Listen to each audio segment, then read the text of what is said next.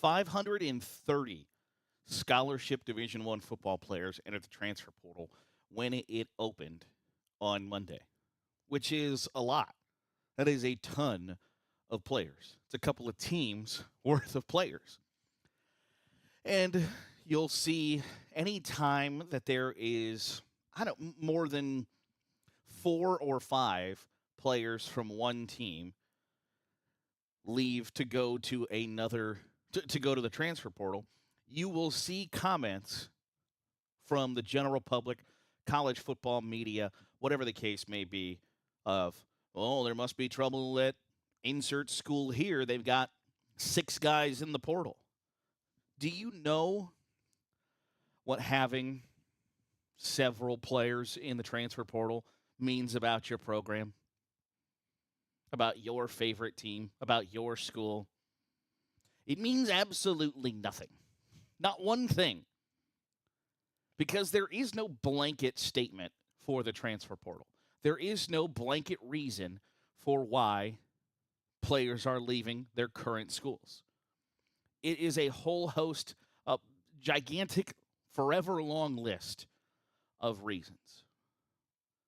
And the idea that because 8 guys, 10 guys, 11 guys, whoever the case may be, and part of it, I think, should matter on how many scholarship players you're losing, because you can see a list of like, okay, there are 8 guys in the portal from this school.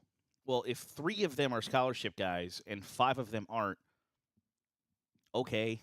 Like, it's not, when you look at how that team is going to build for the future or what that means for their roster going forward or whatever, it's not that serious of a case.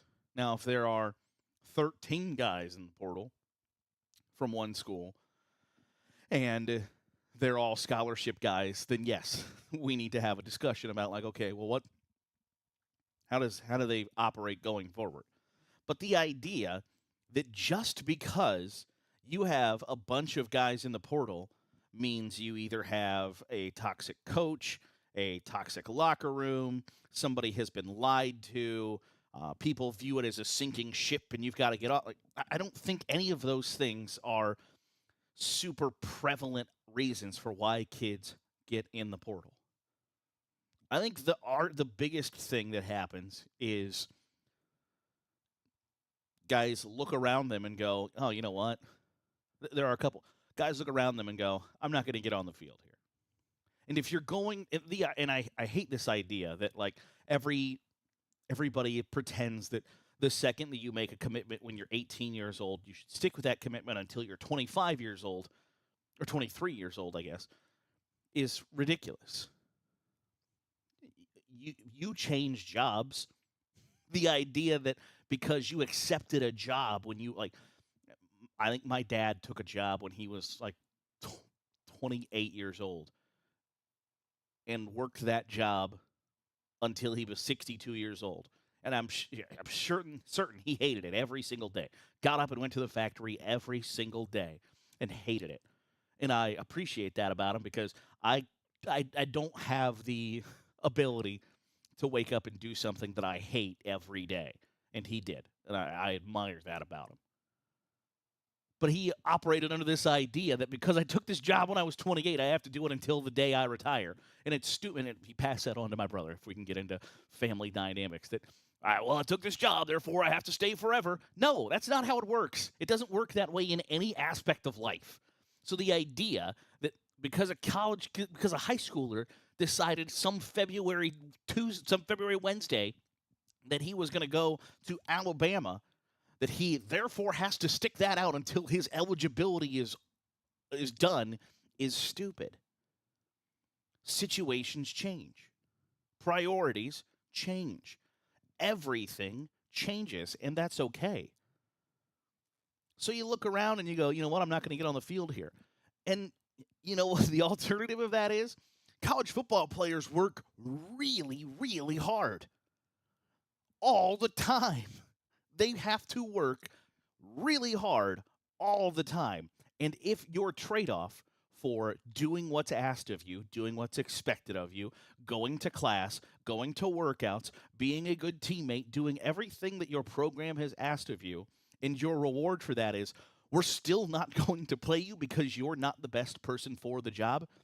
It's okay to go find a new job.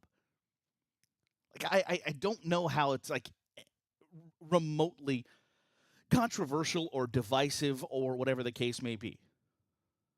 Coaches change, players change, situations change, priorities change. And so if you find yourself looking at the portal and saying there might be better options there for me, I would find it really difficult to put in the work on a Tuesday morning at 5 o'clock in the Tuesday at 5 o'clock in the morning, some February day,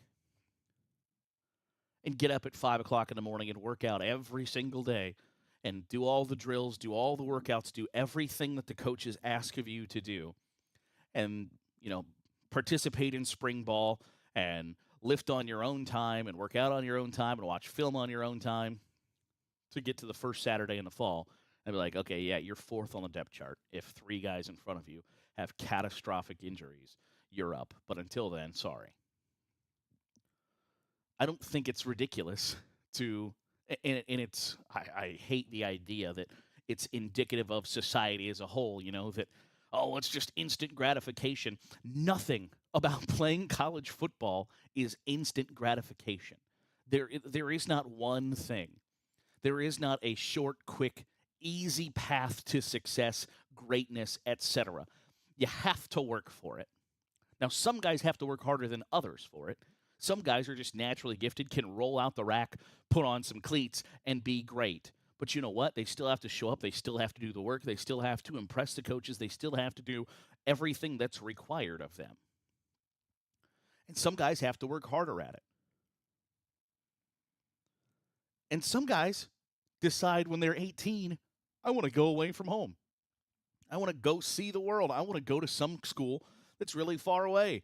And then 2 years later, you're like, you know what? I miss home. I miss being close to my family. I miss all sorts of things. Or when somebody was 18 and they left home to go to some school, and now suddenly somebody in their family is ill, somebody in their family is in their last days, something in their family situation has changed, and being closer to home is a bigger priority to them, that has to be okay. But the idea that there are people inside locker rooms going, you know what, I don't think we're going to be very good next year.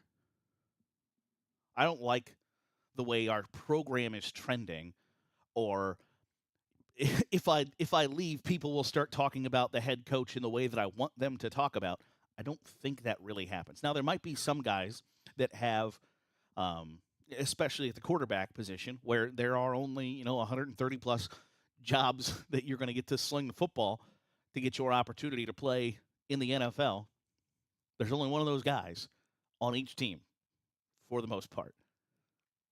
Now, they might look around and go, you know what, the weapons might not be here next year, or the offensive line's not going to be very good here next year, or the offensive coordinator is not meshing with my style. Like, he wants to run the football, I want to throw the football. He wants me to run, I'm not a runner, or he doesn't want me to run, and I am a runner. There are all sorts of options, reasons, and explanations for why guys get in the transfer portal. And not one of them has to do with an individual for the most part. Not one of them has to do with an individual program, or I don't think there's a whole lot you can take away from guys at Vanderbilt want to go play somewhere else. What does that say about the head coach? What does that say about the program? What does that say about their placement in the SEC? It says nothing.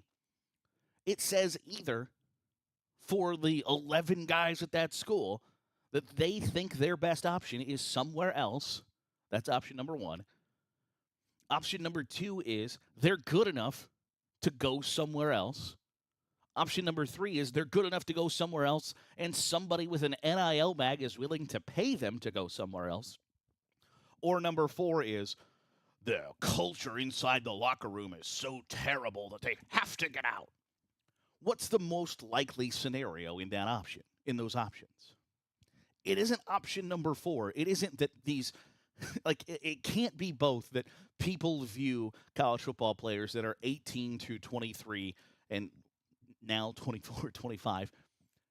It can't be that they're both too dumb to understand what's best for them, that they're shallow, immature, etc., but then also have the foresight and the ability to have the 1,000-foot view and look down on a situation and be like, oh, you know what? My moral compass is telling me that this college football coach isn't acting in the most ethical way. Like, it's just, it can't be both in that situation. It can't be that you are one of the smartest people from 18 to 23 and then also too dumb to know what's good for you.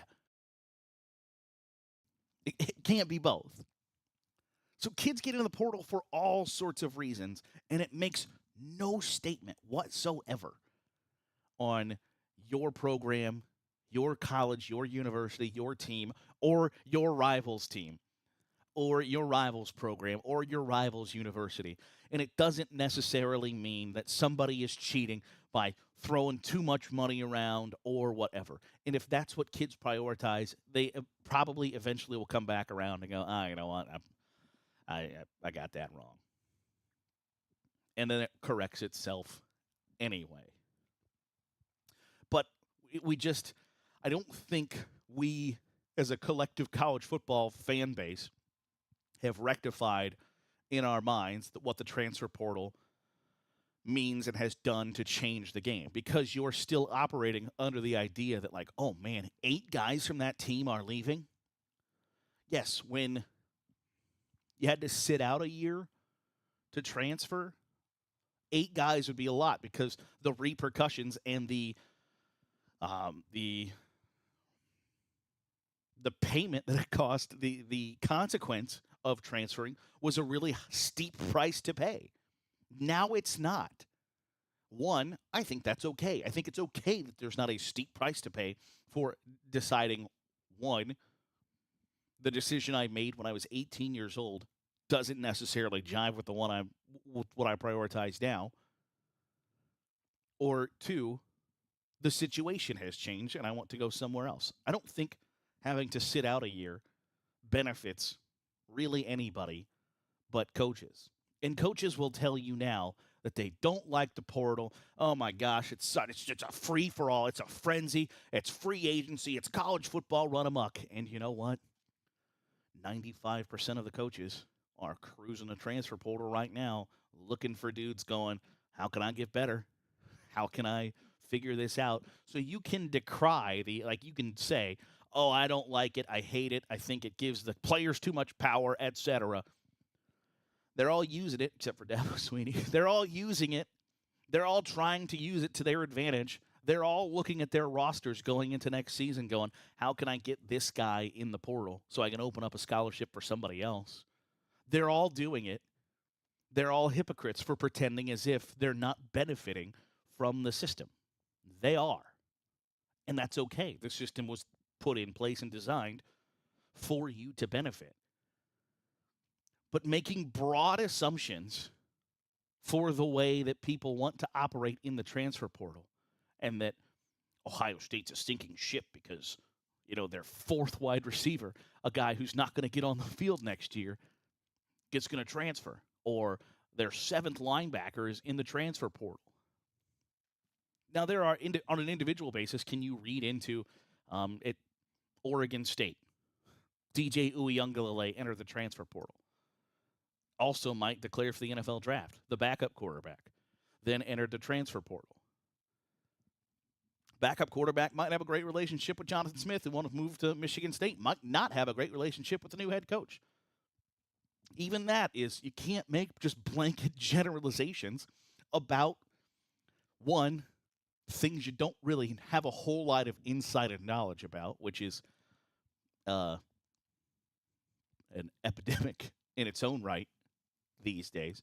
But then also, just you can't make blanket statements about the future of a program or the way a head coach is viewed in the locker room or any of those things by individual decisions made by guys who are 18 to 22 years old.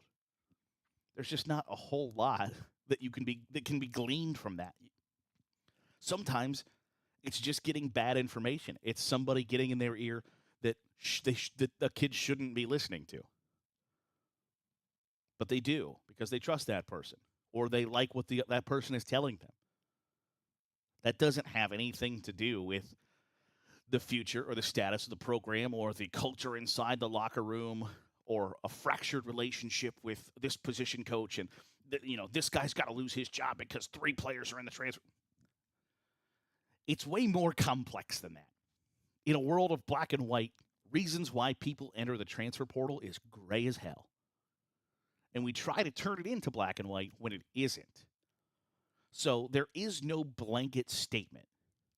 There's not a whole lot to be discerned about what it says when a group enters the transfer portal, or, oh my gosh, they've got 6 guys in the portal. It's a whole new world, and we have to act like it. And I don't think we are yet. That'll do it for today's episode of the Daily Huddle. Appreciate you making us a part of your day, however it is, wherever it is you're doing so. Be back at it tomorrow, same bat time, same bat channel. If you're watching on YouTube, hit the subscribe button. Make sure you're getting all the great college football content we're pumping out here at Saturday Glory. If you are listening to the podcast, drop a 5-star review. It goes a long way in helping out the channel. See you tomorrow here on the Daily Huddle with Saturday Glory.